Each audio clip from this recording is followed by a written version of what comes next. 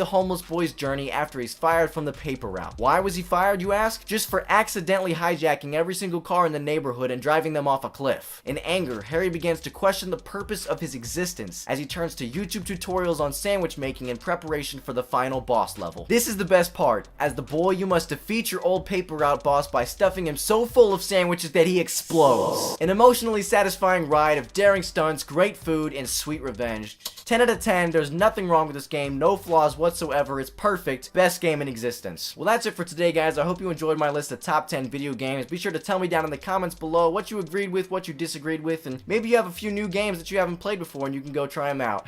See you next time.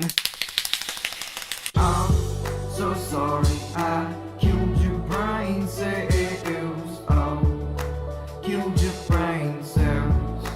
Yes, I'm Dead bug.